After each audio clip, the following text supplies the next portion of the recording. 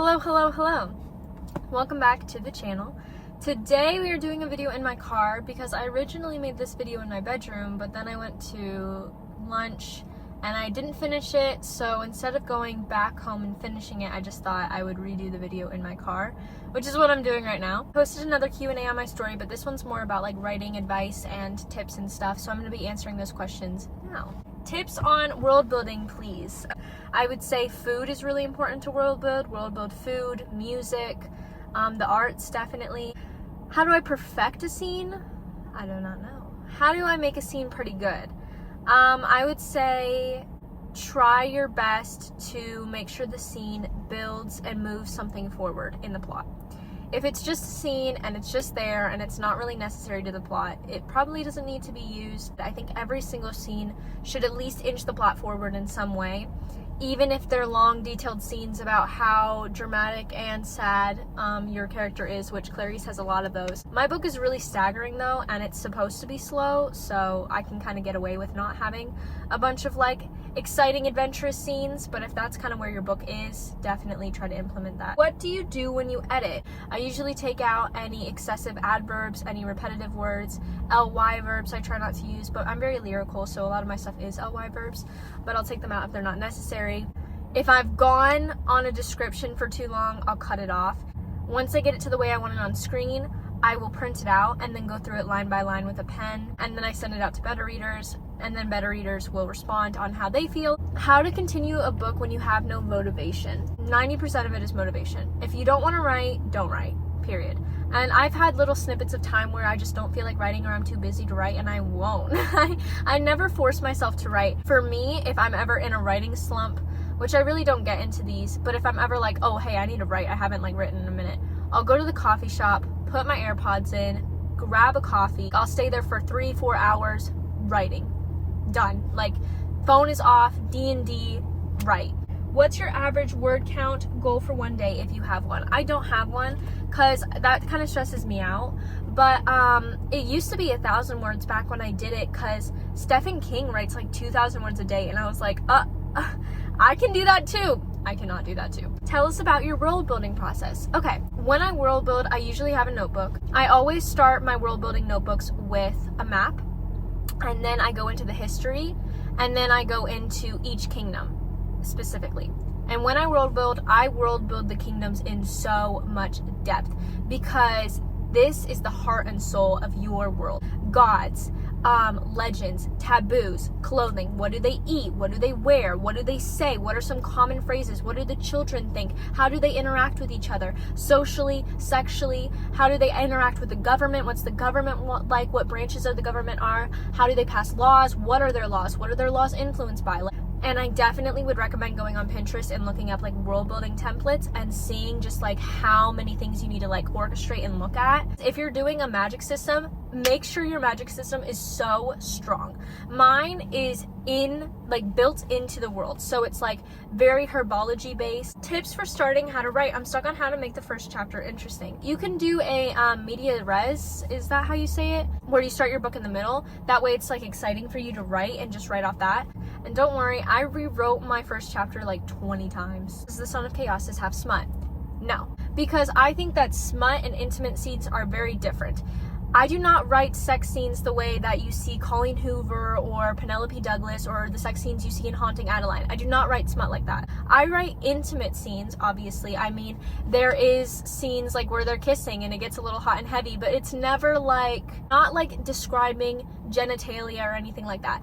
The way that I write these scenes, I try to do my best with respect to all audiences. I do not write smut. I've spent so long working on my novel. Please, it is not a smutty novel. But I think if you're worried about smut, my novel probably isn't for you. Not because it's smutty, but because there are a lot of other adult themes like war and conquest and, like I said, rape. So I would just be hesitant on that. Handling word count and cutting scenes you like and the grief of it. I don't usually cut scenes I like. I tend to merge scenes more than I do to cut them. I'll merge them, or I'll take like dialogue from this one scene and I'll put it in this other scene. How can I come up with names of places and people for my book to go well together? For names of places, I had looked at Pinterest. Elderlin was from Pinterest, Wendison was from Pinterest, and I think Arsanian was too. I'm not sure. Arsanian might be from something else. Haldoria actually was some crazy fantasy name I came up with in my head when I was like in 5th grade and wrote in my book one time. And I'd always used Haldoria in like all my fantasy novels, so I thought, why not use it again in this one? In Elderland, a kingdom that is very dictated by the sea and the moon goddess, and like a very coastal kind of area, their language is very SC and like Clarice, Serena, Celia, Vor, like. And then for Wendison, their names are a little bit different. They have lots of W's and D's. And then for Haldoria, they have lots of Y's and K's. And then our Sonyan, O's. What's been the most challenging thing about writing and growing a platform? The most challenging thing about writing is editing. Growing a platform, I'd say trying to keep everyone happy. I don't really know how to do that. I'm pretty bad at it. But I mean, you can't, what are you gonna do? Like, I remember my Vladimir Nabokov one, I got so much backlash on. Sean, you're always gonna get backlash, so just try your best to like whatever it. I delete mean comments. I don't respond to them. Sometimes I'll just like them because I really just don't let it get to me. These are just people on the internet. They're not going to do anything to you. Your outlining process and how you continue writing when you've hit a wall and can't continue a chapter. With the outlining process, you know, you have very basic like building blocks, like inciting incident, hook, like plot number 1, pinch point, stuff like that.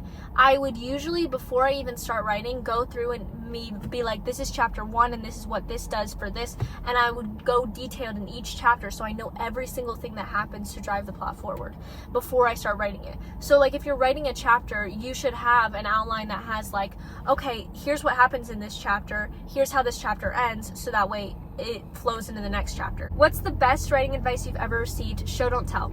It's really simple, but I love that writing advice. It takes your writing from being like a 3rd grader to an actual writer.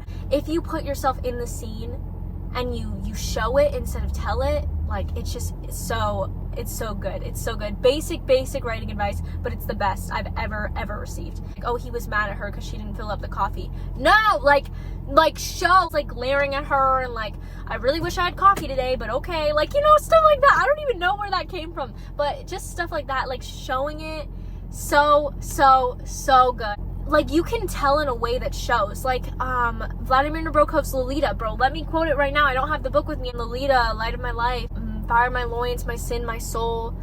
Standing 4 feet 10 in 1 sock. She was Dolores on the dotted line. She was Dolly at school, but in my arms she was always Lolita.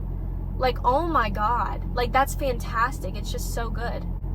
What habits or routines help you stay consistent with your writing? I don't really stay too consistent with my writing because I have work and school all the time. I wake up at 7, go to school, get home from school around 3:30, change, go to work at 4, stay there till 9, and then be in bed by 10. So I really don't have a lot of time to write. So I write when I can, which is usually between these times. So I write during my study hall at school. I try my best to write, and I usually have a coffee because I have study hall 2nd period, so I usually have a coffee with me in the morning. So AirPods in. Oh, but we can't use AirPods anymore because they passed a law in my state that you can't have AirPods at school. If I don't have any homework that I have to do, I'll write. And then if I get to work and the manager who's on is usually chill, then I'll write at work too. And if it's like a slow day, I'll write at work. Tips for developing characters. Like I said, I'm really bad at developing my characters. I just do it without, like, I don't outline it. I don't really think about it. In part 2, they're kids. Like, they're kids, so they're very immature and they do stupid things. And Hadrian curses a lot. Hadrian curses so much. This kid is like mean. He curses so much and he smokes and, you know, he has all this stuff. But when the war happens, he gets really cold and indifferent.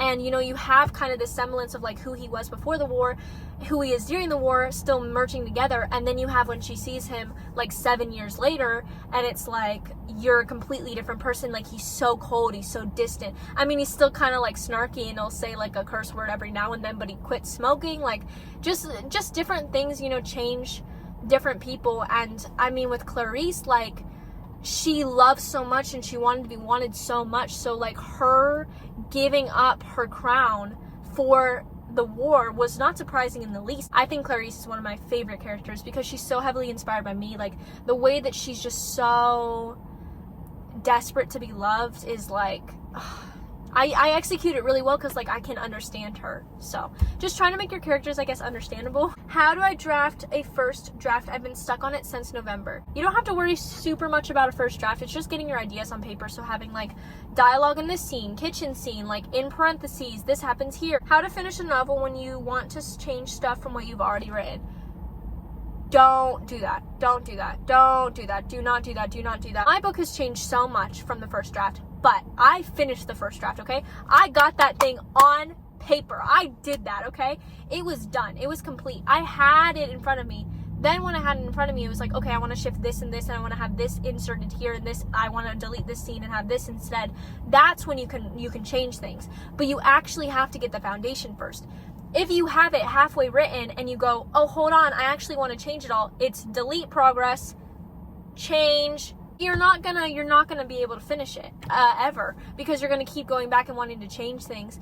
So that's why I think it's really important to outline your story and have a structure for your story and know where you're going story-wise. Thank you all so much for watching. Sorry for the terrible scenery. My car, I'm gonna get a new car, guys. When I get a new car, it's gonna be super duper beautiful, and you're gonna all be like, oh my god, I love your car. Right now it's a little ugly looking. Don't look at it. Shh. Next video will hopefully be in my room, unless I post my bloopers video, which is just me driving in my car and my phone falling all the time, or like me hitting the horn, or like me saying something that I'm not supposed to be saying. Just funny stuff. But yeah, thank you all so much for watching. Bye.